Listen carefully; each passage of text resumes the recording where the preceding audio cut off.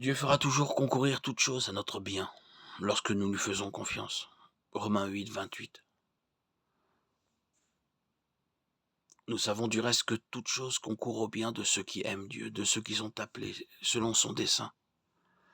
Nous apprenons à faire confiance à la fidélité future de Dieu en nous souvenant de sa fidélité passée. Des autres qui se disputent l'attention. Jésus a dit: mes brebis entendent ma voix. Je les connais et elles me suivent. Jean 10, 27. Nous qui appartenons à Jésus devons cultiver la capacité de l'entendre. Il parle principalement par sa parole, mais il peut aussi parler par d'autres personnes, par des circonstances et par la confirmation intérieure du Saint-Esprit. Romains 8, 16. L'Esprit lui-même rend témoignage à notre esprit que nous sommes enfants de Dieu. Lorsque nous lisons et méditons attentivement les Écritures, le Saint-Esprit, par-dessus tout, nous éclaire. Dieu aime que nous fassions preuve de foi. Hébreux 11, 6. La foi consiste à faire confiance au caractère de Dieu, avant de voir comment il va arranger les choses.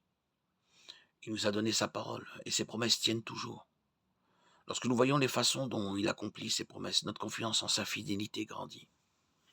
Tout comme notre confiance envers les autres augmente avec nos interactions quotidiennes, notre confiance en Dieu augmente de la même manière.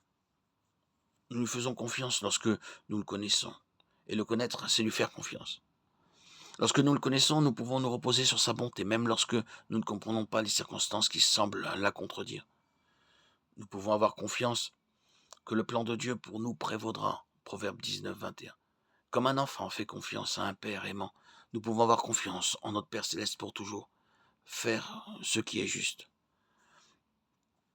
Nombreux sont les projets dans l'esprit d'un homme, mais c'est le dessein du Seigneur qui subsistera. Proverbe 19, 21. Et nous pouvons aussi apprendre à lui faire confiance en apprenant à distinguer sa voix. Souvent, notre cœur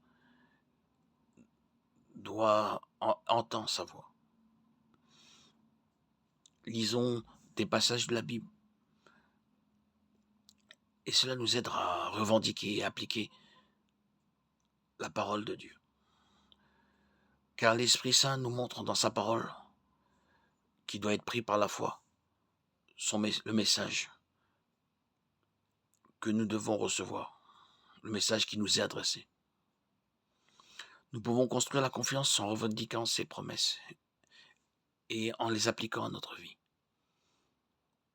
Il nous faut bien sûr être régulier dans la lecture quotidienne de la Bible, dans la méditation, dans ces moments de silence où nous nous retrouvons avec Dieu, et bien sûr aussi dans la fidélité à notre prière, à la prière.